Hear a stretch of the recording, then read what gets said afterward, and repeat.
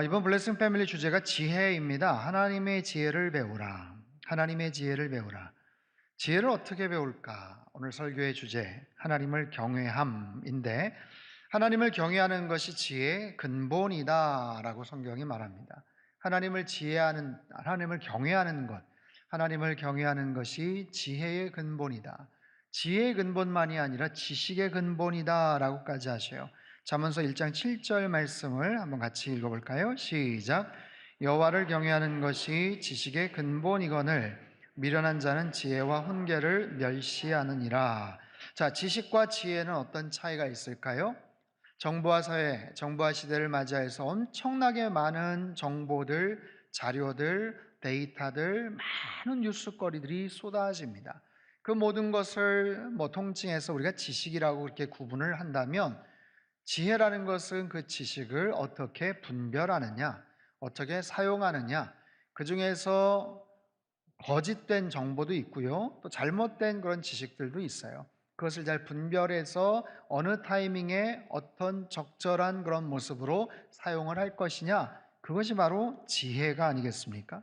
이런 지식과 지혜의 근본이 하나님을 경외하는 것이다. 근본, 가장 밑바탕, 가장 뿌리가 되는 것, 그것이 하나님을 경외하는 것이 가장 기본이고 최고의 지혜와 지식이 된다라는 것이죠. 여러분, 하나님의 지혜가 가장 완전한 지혜고 하나님을 아는 것이 최고의 지식이다 라는 것을 여러분 꼭 기억을 하세요. 하나님을 경외하는 것이 최고의 가장 완전한 지혜예요. 하나님을 아는 지식이 최고의 지식이에요. 여러분, 어떤 분야의 전문가가 있어요. 그 방면의 대가예요. 전 세계적으로 소문난 그런 전문가, 그런 대가라고 그렇게 지칭을 한다면 그 분야의 지식은 그 사람이 최고의 그런 정보와 지식을 갖고 있다. 그렇게 볼 수 있죠. 그 분야에선 그 사람이 최고다라고 말할 수 있죠. 여러분, 하나님이 알고 계시는 지식이라는 것은 얼마나 많겠습니까? 상상이 안 되죠. 그 지식을 통합해서 운영하시고 또 경영하시고 활동하시는 하나님의 지혜라는 것은 가히 상상을 할 수가 없는 그런 부분이에요. 그렇기 때문에 그 하나님을 가까이 하는 것, 그 하나님을 경외하는 것, 그것을 통해서 그분의 지식과 그분의 지혜를 우리가 얻을 수 있게 된다라는 거죠. 하나님을 경외함이 지식의 근본이다. 그것을 네 글자로 줄이면 하경지근. 무슨 고사성어 같은데 하경지근. 한번 따라해 볼까요? 하경지근. 그냥 만든 거예요, 만든 거. 하나님을 경외하는 것이 지식의 근본이다, 지혜의 근본이다라는 거죠. 경외한다라는 것은 뭘까? 예수전도단의 유명한 리더 조이 도우슨이 그의 책 하나님을 경외하는 마음에서 두 가지를 얘기를 하는데, 첫 번째는 죄를 미워하시는 하나님의 태도를 우리도 동일하게 지니는 것. 죄를 미워하시는 하나님의 태도, 하나님의 마음을 우리도 같이 품는 것, 같은 마음으로 바라보는 것. 두 번째는 하나님의 충만하심을 깊이 깨닫고 그분께 대한 경외감을 갖는 것. 하나님의 충만하심을 우리가 과연 알 수 있을까요? 얼마나 알 수 있을까요? 몇 년을 우리가 믿음 생활하면 하나님의 그 충만하심을 알 수가 있을까요? 한도 끝도 없죠. 하지만 그런 마음을 가지고 하나님의 그 충만하심, 하나님의 그 완전하심, 하나님의 그 거룩하심을 알아가기를 원합니다 라고 생각하면서 그분의 그 지식과 지혜의 그 충만함 속에 나아가는 것, 그것이 하나님을 경외하는 것인데, 제가 몇 주 전에 전도서 3장 말씀을 통해서도 소개를 했어요. 하나님을 경외한다는 것은 하나님을 두려워한다라는 의미예요. 그러나 두려워한다는 것이 단순한 종과 주인, 노예와 주인과의 그런 관계에서 벌벌 떠는 그런 두려움이 아니라 그분을 공경하는 마음, 그분을 존경하는 마음, 그분에 대한 사랑, 그분에 대한 애정, 이런 부분이 근거가 되어서 그분을 더 알아가고 싶고 친밀한 교제를 나누고 싶고 그분에게 관심을 갖고 싶고 예배드리고 싶고, 이런 모든 것이 통칭된 그런 개념이 하나님을 경외하는 거예요. 하나님을 경외하다 보면 우리는 겸손해지죠. 왜냐하면 그분이 너무 높고 위대하시고 능력이 많으신 분이라 우리가 갖고 있는 그 얼마 안 되는 지식과 재능과 재산과 정말 보잘것없는 거예요. 하나님 앞에서 겸손해집니다. 하나님을 경외하다 보면 우리는 용감해져요. 사람을 두려워하지 않죠. 하나님이 너무너무 위대하시고 막강하신 분이기 때문에. 하나님을 경외하다 보면 그분의 신실하심, 그분의 정직하심, 그분의 거룩하심 속에서 우리의 시간을, 우리의 물질을, 우리의 인생을 그렇게 구분을 하고 그렇게 분류를 해서 살아가다 보면 엉뚱한 곳에 시간 쓰지 않고 헛된 곳에 돈 낭비하지 않고 그곳에서 규모가 생기고 지혜가 생기는 거죠. 하나님을 경외한다라는 것은 그래요. 여러 가지 의미의 영적 교훈들이 있지만 오늘 특별히 세 가지 의미들을 좀 살펴보기를 원합니다. 하나님을 경외한다는 것은 첫 번째, 그분을 인정한다는 거예요. 그분을 의식한다는 거예요. 하나님을 의식한다. 하나님을 인정한다. 하나님의 살아계심을 인정한다. 그분이 지금 나와 함께 하심을 내가 인정한다. 그분이 나를 지금 지켜보고 계심을 내가 의식한다라는 거예요. 여러분, 우리가 살아가면서 우리 일상이 CCTV나 이런 데 다 녹화가 되고 찍히고 있다는 것을 아시죠? 자료를 찾아보니까 전국에 CCTV가 약 800만 개, 거의 1000만 개 가까운 CCTV가 있다는 거예요. 여러분, 그렇게 많은 CCTV가 있고 내 모습을 그렇게 어디에 노출이 된다고 해서 여러분은 어떠세요? 불편하십니까? 불쾌하십니까? 아니, 그 정도로 많아? 신경 쓰이세요? 만약에 그것이 신경이 쓰인다면 우린 평범한 일상의 삶을 누리지를 못할 겁니다. 하지만 뭔가 나쁜 일을 계획하는 사람들은 신경이 쓰이겠죠. 의식이 되겠죠. 어느 현장에 CCTV가 어디 있나. 이런 의식을 하는 거예요. 뭐 나쁜 일은 아니지만 어디에 잠깐 주차를 하려고 하는데 그 카메라가 있다. 의식이 되죠. 신경이 쓰이죠. 속도 제한, 신경이 쓰입니다. 멀쩡하게 잘 다니다가 고속도로에서 차들이 갑자기 서행을 한다. 앞부분에 카메라가 있구나. 구간 단속, 뭐 이런 게 있구나. 뭔가를 의식한다, 인정한다. 이걸 꼭 부정적으로만 볼 필요는 없어요. 그것을 통해서 우리의 생활을 잘할 수 있고 공적인 영역에서 질서를 우린 지킬 수가 있습니다. 여러분, 하나님을 경외한다라는 것은 의식한다, 인정한다. 이것이 나를 감시하나 나를 혼내켜 주려고 항상 주시하시나 부정적인 개념으로서 이해할 것이 아니라 내가 그냥 하고 싶은 대로 살아가는 것이 아니라 하나님이 살아계심을 늘 인정하면서 그분이 정해주신 틀 안에서 그분이 정해주신 말씀 가운데서 살아가게 되는 것. 그렇게 될 때 우리는 더 지혜로운 삶이 되고 그 안에서 더 풍부한 자유와 기쁨과 평강을 누리게 돼요. 사랑하는 성도 여러분, 하나님을 경외한다는 것, 하나님을 인정하고 의식하면서 살아가는 거예요. 날마다 모든 삶 속에서 여러분 하나님의 살아계심을 인정하고 의식하며 살아가시기를 바랍니다. 여러분, 하나님을 의식하며 살아갈 때 우리는 과한 욕심을 부리지 않게 됩니다. 그리고 죄의 충동과 유혹으로부터 많은 부분을 방지할 수가 있어요. 하나님이 나와 함께 하셔. 그분이 나를 지금 지켜보고 계셔. 그분이 안타까워하셔.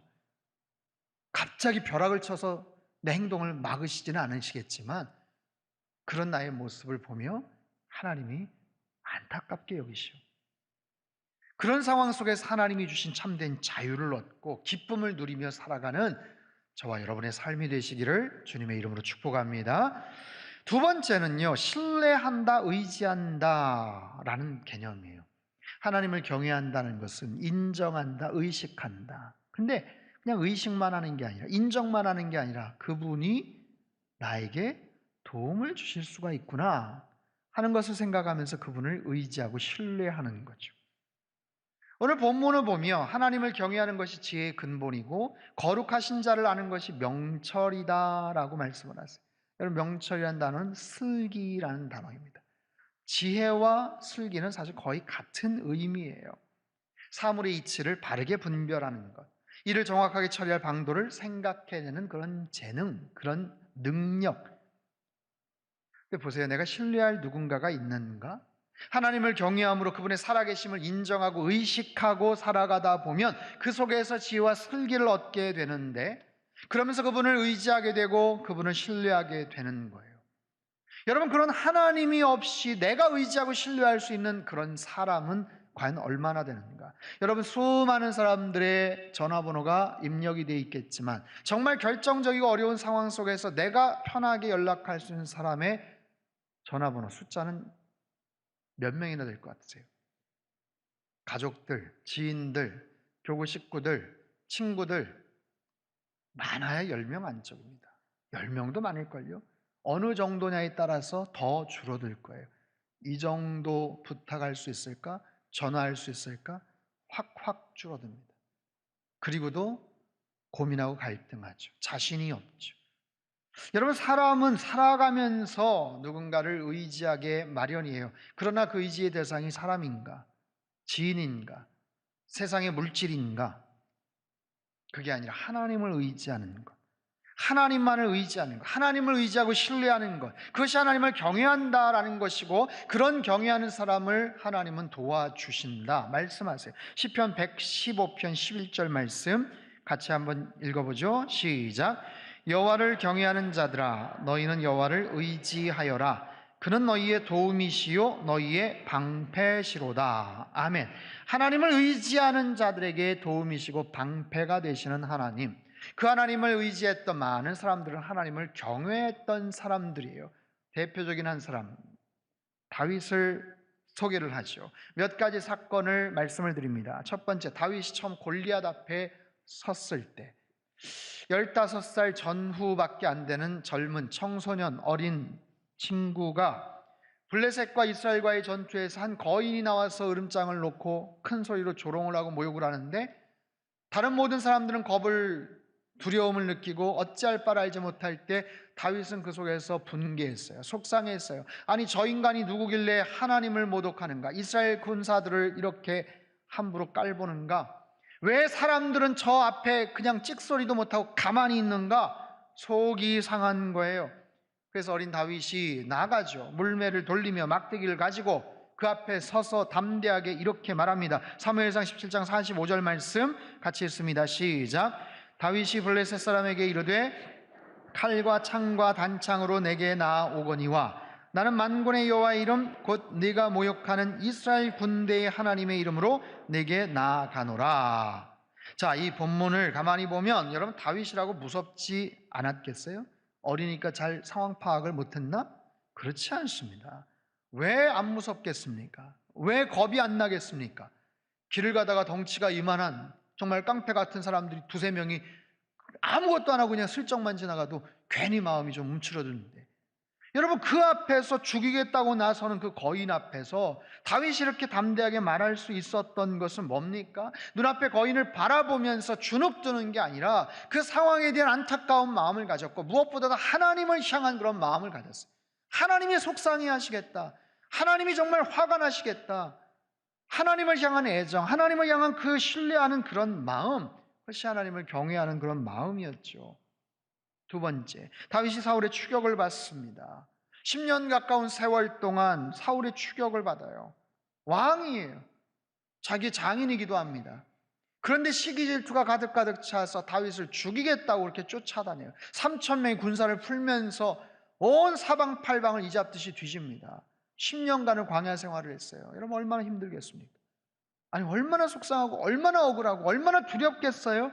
그런데 그 와중에 사울을 죽일 기회가 2번이나 있었죠. 그의 부하 아비새가 나에게 기회를 주면 단칼에 목숨을 끊어버리겠습니다. 이건 하나님이 주신 기회입니다.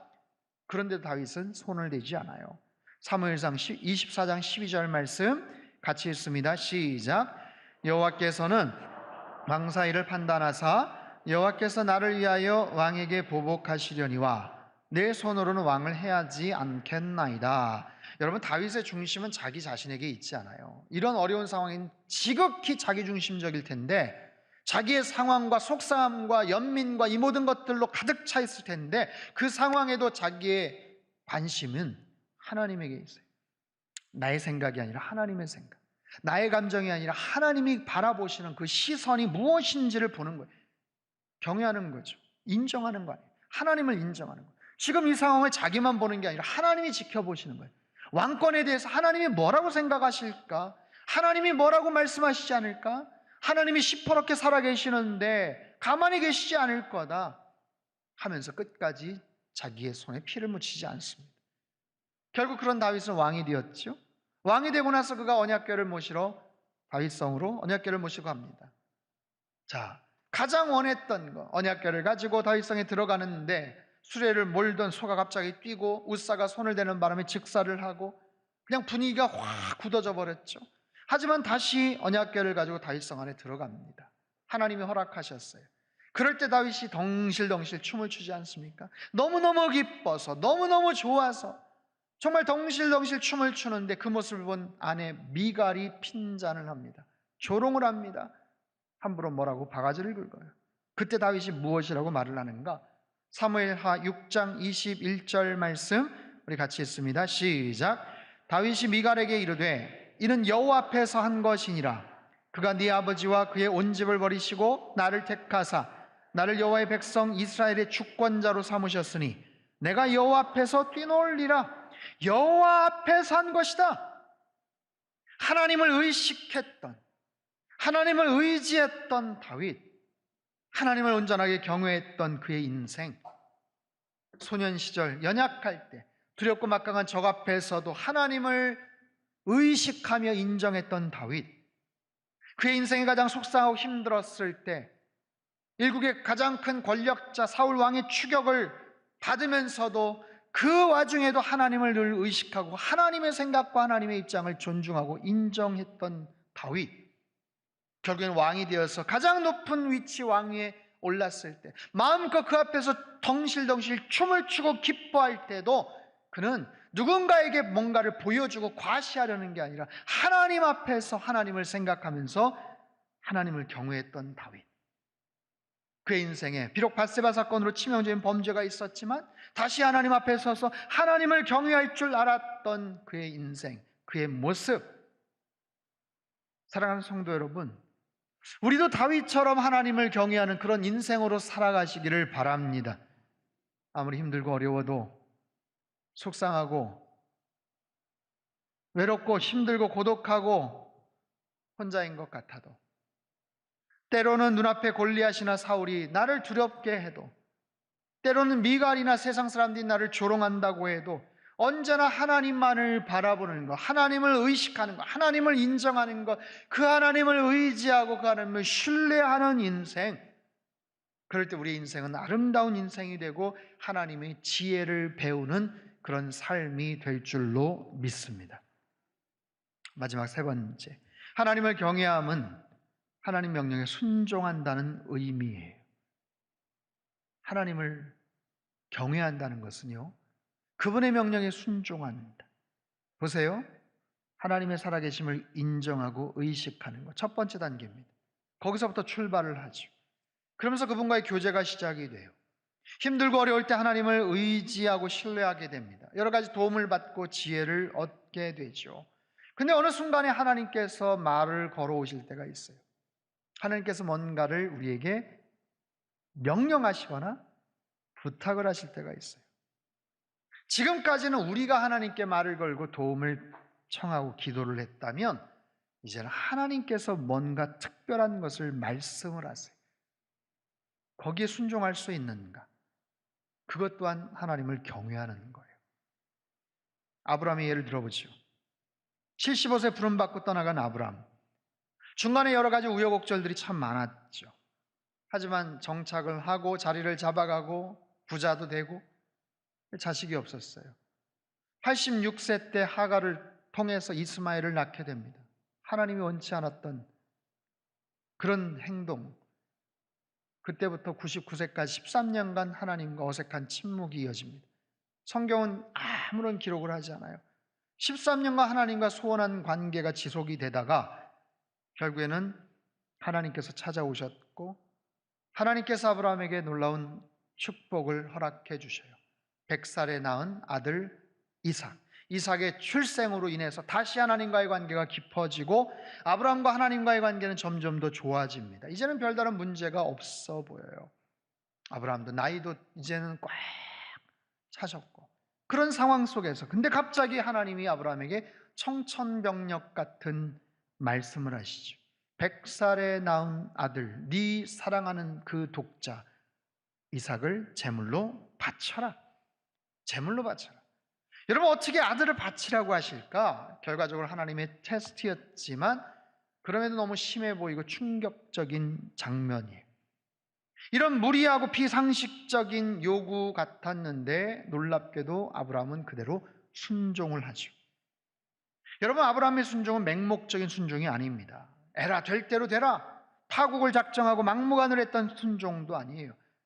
아브라함의 순종은 분명히 하나님이 살아계심을 인식하고 그 믿음의 근거에서 하나님 앞에 나아가는 순종. 하나님이 영생하시는 하나님이신데, 영원한 시간의 주권자 되시는 하나님이신데 나에게 이런 명령을 하시네. 지금까지 그 하나님은 나에게 좋은 하나님, 좋으신 하나님, 내가 기도할 때마다 응답해 주시는 좋으신 하나님이셨는데 나에게 이런 명령을 하시네. 지금까지 하나님과 싸워왔던 아주 견고한 신뢰관계, 하나님을 경외하면서 축적됐던 아주 견고한 하나님을 향한 믿음의 고백이 전혀 이해할 수 없는 아주 생뚱맞고 너무 과격하고 너무 자극적이고 너무나도 어떻게 보면 고통스러운 명령을 만납니다. 그것이 부딪혀요. 그런데 지금까지 쌓아왔던 하나님에 대한 신뢰관계가 아주 견고하고 딱딱했기 때문에 결국에는 아브라함은 그 하나님 명령이 그대로 순종을 합니다. 여러분, 이성적으로 말이 안 되죠. 감정적으로 말할 것도 없어요.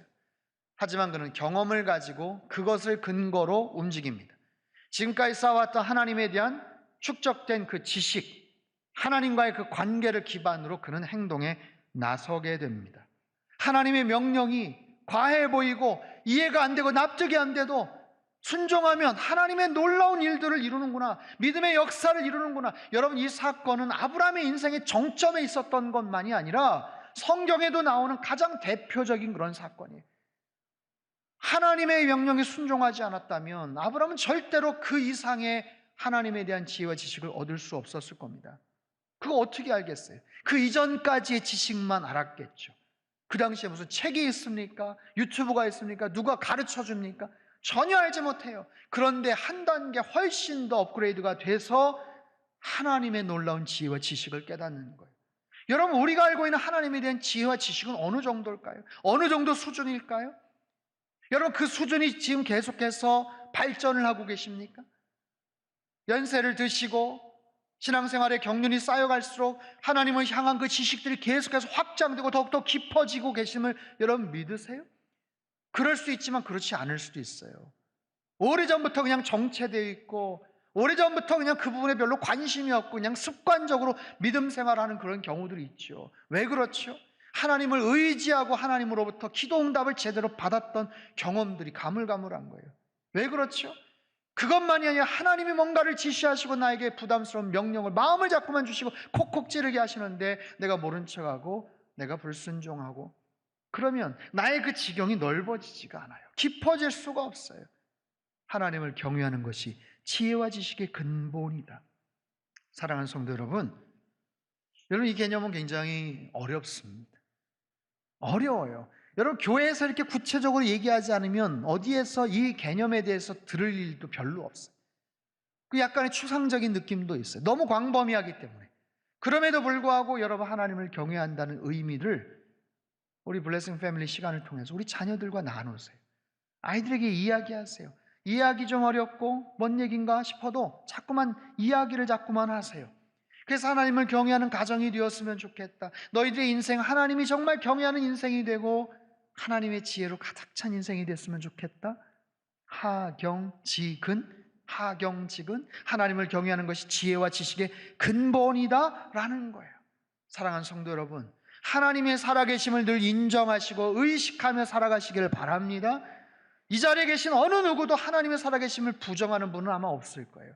그러나 정말 구체적으로 내가 인정하고 의식하면서 살아가는 거예요. 내 행동의 모든 삶 속에서 그분이 나를 지키시고 바라보고 계심으로 인해서 나의 행동에 제약을 받을 때가 있는, 그게 축복인 거죠. 내가 뭔가를 하려고 할 때 앞에 감시 카메라가 있어요. 속도 제한, 멈추는 거예요. 천천히 가는 거예요. 안전을 보장받을 수 있는 것처럼 하나님을 의식하면서 내 생활 속에 더 덧나갈 수 있는 죄된 유혹을 차단시킬 수 있는 것, 그 과정을 넘어서서 의지하고 신뢰하는 것. 하나님을 의지하세요. 하나님을 의지할 때 하나님께서 놀라운 은혜와 복과 기도 응답을 허락해 주실 줄 믿습니다.